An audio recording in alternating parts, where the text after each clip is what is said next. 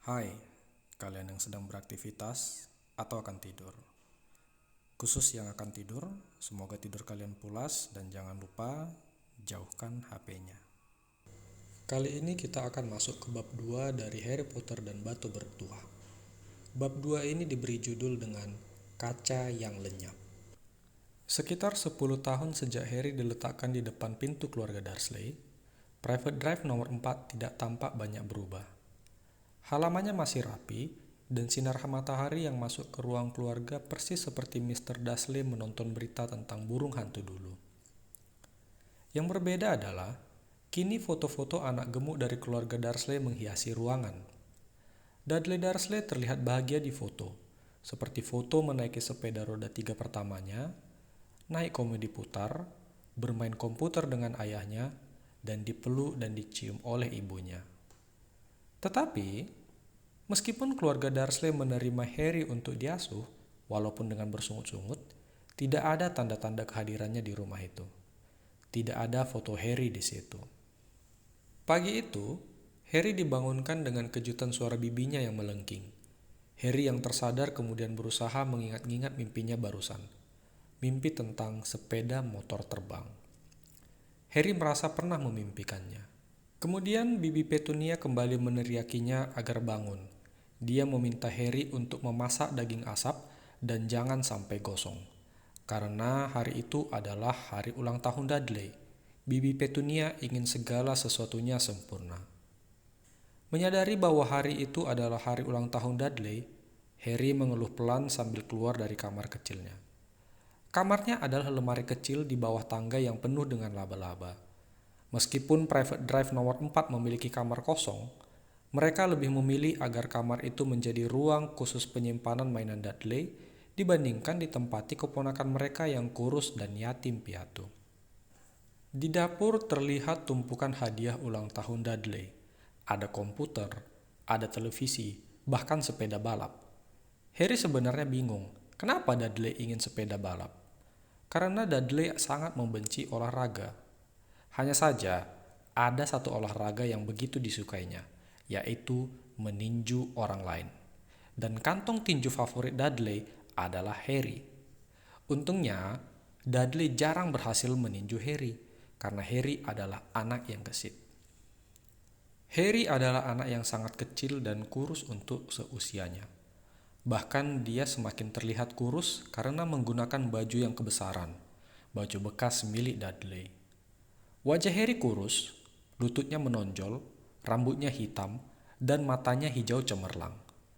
Dia memakai kacamata bulat yang bingkainya dilekat dengan banyak selotip, karena Dudley sering memukul hidung Harry. Satu-satunya yang disukai Harry pada penampilannya adalah bekas luka tipis pada dahinya yang berbentuk sambaran kilat. Harry pernah menanyakan sumber luka itu pada Bibi Petunia, dan Bibi Petunia mengatakan bahwa luka itu berasal dari kecelakaan yang mengakibatkan kedua orang tua Harry meninggal. Bibi Petunia juga menambahkan agar Harry jangan bertanya-tanya lagi. Jangan bertanya, itu merupakan peraturan jika mau hidup tenang bersama keluarga Dursley. Ketika Harry sedang memasak daging, Paman Vernon memasuki dapur.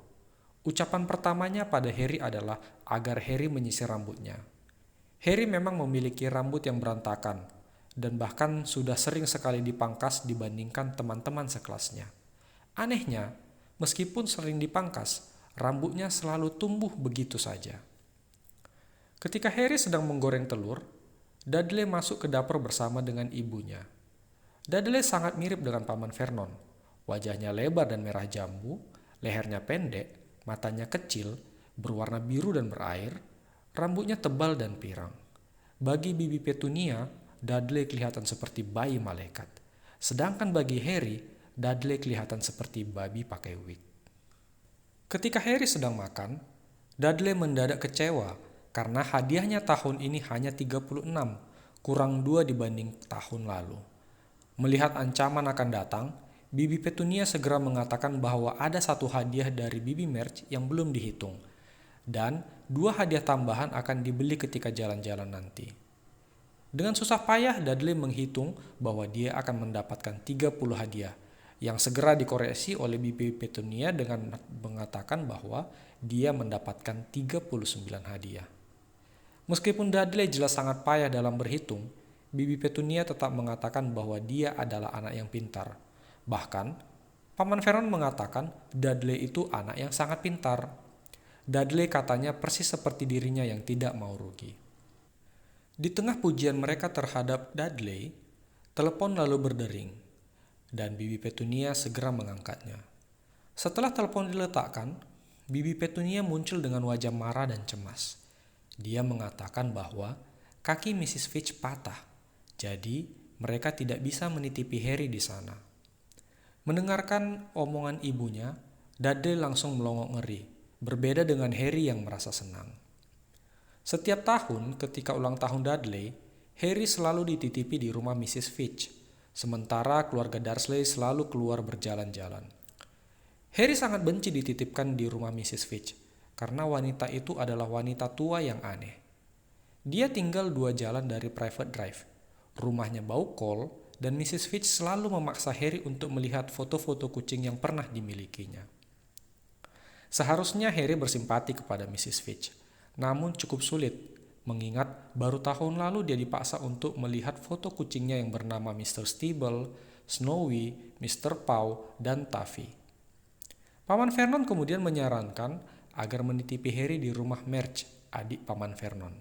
Tetapi segera ditolak oleh Bibi Petunia, karena menurutnya Marge sangat benci dengan Harry.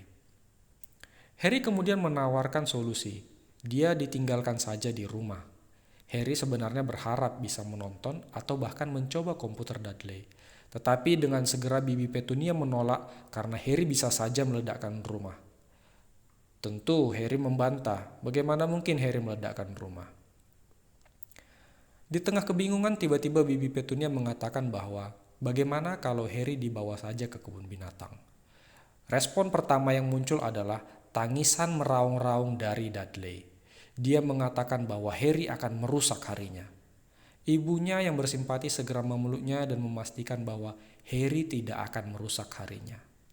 Tetapi, Bibi Petunia tidak tahu bahwa tangisan itu hanyalah pura-pura, karena dari celah lengan ibunya, Dudley menyeringai ke arah Harry.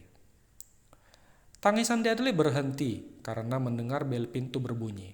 Sahabatnya Piers Polkiss telah tiba. Piers adalah anak kurus berwajah mirip tikus. Dia biasanya memegang lengan anak-anak di belakang punggung, sementara Dudley memukuli mereka. Setengah jam kemudian, Harry tidak percaya bahwa dia berhasil ikut bersama mereka ke kebun binatang. Dia duduk di jok belakang bersama Piers dan Dudley. Itu adalah pertama kalinya Harry pergi ke kebun binatang. Tetapi, sebelum berangkat, Paman Vernon memperingati Harry agar tidak melakukan hal-hal yang aneh. Ancamannya adalah dikurung di lemari sampai Natal. Harry tentu membantah dan berkata tidak akan melakukan apa-apa. Hanya saja, Paman Vernon tidak percaya dengan ucapan Harry, dan yang lain pun tidak percaya. Memang pernyataan Paman Vernon beralasan. Sering sekali hal-hal aneh terjadi di sekitar Harry, dan meskipun Harry menjelaskan bahwa dia tidak tahu mengapa hal tersebut terjadi, Harry selalu kena hukuman atas hal tersebut. Suatu kali, pernah Bibi Petunia merasa kesal melihat Harry yang baru pulang dari tukang cukur, tetapi rambutnya kelihatan sama saja. Karena kesal, Bibi Petunia mengambil gunting dapur dan memotong rambut Harry hingga nyaris gundul. Rambut yang disisakan hanya poni untuk menutup bekas lukanya. Dudley terbahak-bahak melihat ini, sedangkan Harry tidak bisa tidur semalaman. Ketika pagi hari, ajaibnya rambutnya sudah tumbuh kembali. Meskipun tidak jadi malu dengan rambutnya, sialnya Harry dikurung selama seminggu dalam lemari gara-gara ini. Pernah juga Harry dipaksa memakai sweater tua milik Dudley yang sangat menjijikkan. Tetapi sweater malah selalu mengecil sampai seukuran baju boneka, sehingga tidak mungkin dipakai lagi. Waktu itu Harry beruntung, karena Bibi Petunia menyimpulkan bahwa bajunya menyusut karena dicuci, dan Harry pun selamat dari hukuman. Tetapi tidak selalu keberuntungan yang datang. Pernah juga Harry mengalami kesialan yang lain. Saat itu dia sedang dikejar-kejar oleh Dudley dan gengnya, dan ajaibnya, Harry tiba-tiba sudah berada di atas atap dapur sekolah. Kepala sekolah yang marah segera memberikan surat panggilan kepada Mr. dan Mrs. Dursley. Ketika mereka di rumah, Harry diperintah untuk segera masuk ke lemarinya. Di lemari, Harry menduga ketika dia sedang melompati tempat sampah, dia pastilah terbawa angin sampai ke atap. Meskipun demikian, untungnya sejauh ini perjalanan mereka lancar. Tidak ada keanehan yang terjadi. Seperti biasa kalau sedang berkendara, Paman Vernon berkomentar terhadap segala sesuatunya. Kali ini dia berkomentar terhadap pengemudi sepeda motor yang ugal-ugalan. Mendengarkan kata sepeda motor, Harry teringat mimpinya dan mengatakan bahwa dia pernah bermimpi tentang sepeda motor terbang. Paman Vernon yang mendengar ini sangat terkejut, bahkan hampir menabrak mobil di depannya. Dengan marah, dia menatap Harry di belakang dan berteriak bahwa sepeda motor tidak terbang. Harry merasa menyesal karena menceritakan mimpinya. Salah satu hal yang paling tidak disukai keluarga Dursley adalah ketika Harry berbicara tentang sesuatu hal yang ajaib, meskipun itu sebenarnya adalah film kartun. Hari itu adalah Sabtu yang cerah. Kebun binatang dipenuhi oleh keluarga-keluarga. Dan sepertinya hari ini memang hari keberuntungan bagi Harry. Ketika keluarga Dursley membeli es krim, penjual es krim terlanjur menanyai Harry dia mau rasa apa. Karena tidak mau malu, mereka membelikan Harry es krim loli yang paling murah. Bahkan, keberuntungan tidak berhenti di situ. Ketika makan siang, Dudley marah-marah karena es krim yang dibelinya kurang besar, sehingga Paman Vernon membelikan porsi yang lebih besar. Dan Harry sangat beruntung karena diizinkan untuk menghabiskan pesanan sebelumnya. Setelah makan siang, mereka mengunjungi rumah reptil. Di dalam rumah reptil yang sejuk dan gelap, kadal dan ular merayap melata di dalam kurungan kaca. Dudley dan Pierce segera menemukan ular yang paling besar di ruangan tersebut. Seekor ular sanca raksasa yang panjangnya bisa melilit mobil Paman Vernon sebanyak 2 kali dan meremukkannya seperti kaleng kerupuk. Tetapi ular itu terlihat sedang malas dan dia hanya tidur diam. Dengan memaksa, Dudley meminta Paman Vernon untuk membangunkannya, yang dituruti dengan cara mengetuk-ngetuk kaca.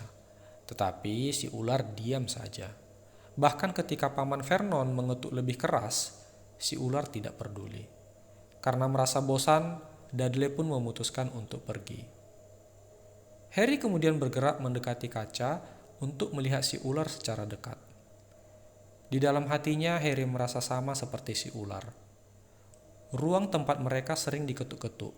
Bedanya, pintu Harry hanya diketuk oleh bibi Petunia seorang, sedangkan si ular lebih memiliki banyak pengetuk-pengetuk kaca. Menyadari kehadiran Harry, ular besar itu membuka mata dan dengan pelan dia mengangkat kepalanya sampai matanya sejajar dengan mata Harry. Kemudian, si ular berkedip. Harry terkejut dan segera memandang berkeliling, memastikan tidak ada yang melihat, terutama keluarga Dursley. Karena situasi aman, Harry memandang si ular dan balas mengedip juga. Si ular lalu mengarahkan kepalanya ke arah Paman Vernon, seolah-olah mengatakan bahwa itulah sepanjang waktu yang harus dialaminya. Harry kemudian membalas si ular dari balik kaca dengan berkata bahwa Harry memahaminya. Si ular kelihatannya memahami ucapan Harry, karena dia terlihat mengangguk-angguk dengan semangat.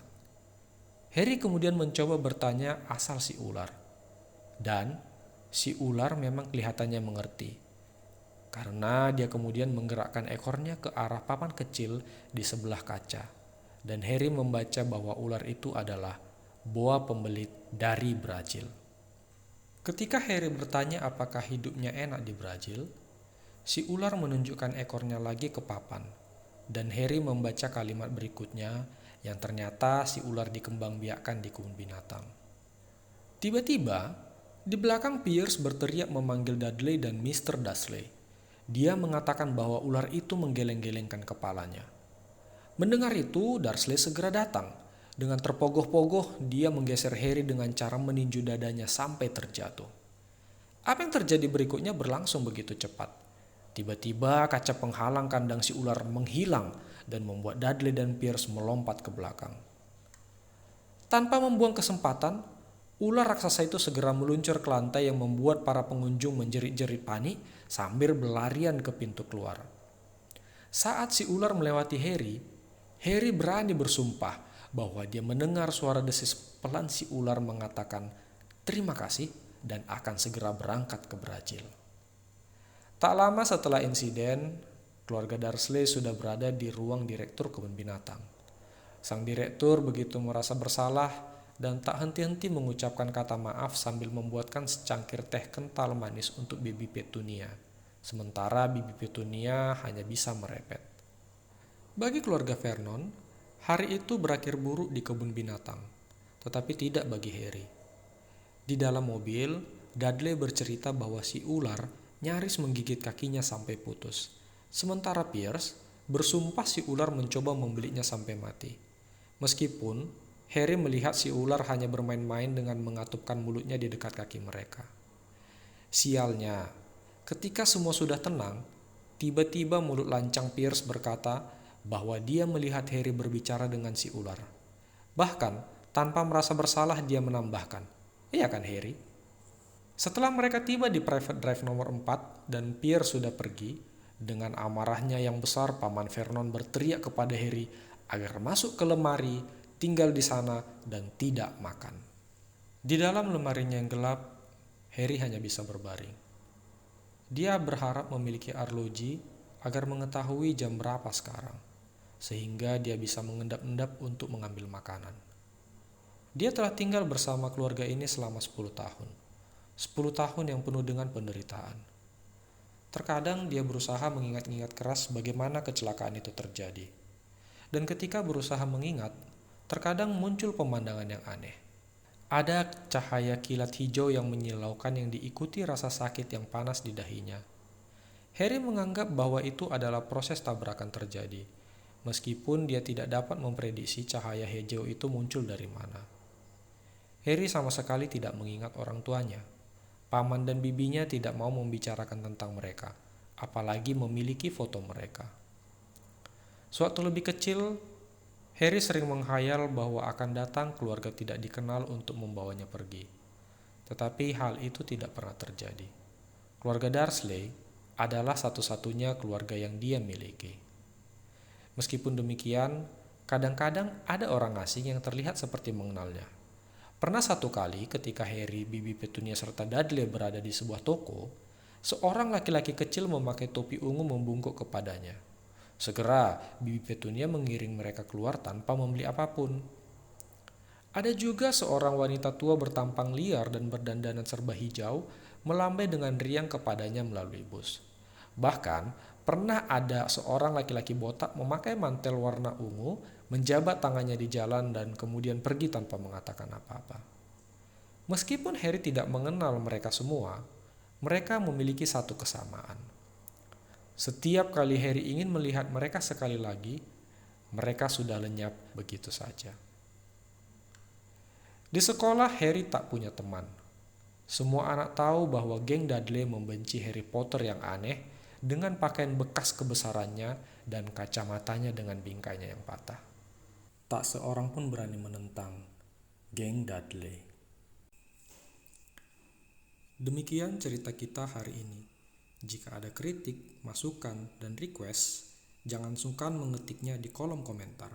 Saya akan sangat mengapresiasinya. Terima kasih sudah meluangkan waktu mendengarkan video ini, dan sampai jumpa di video berikutnya.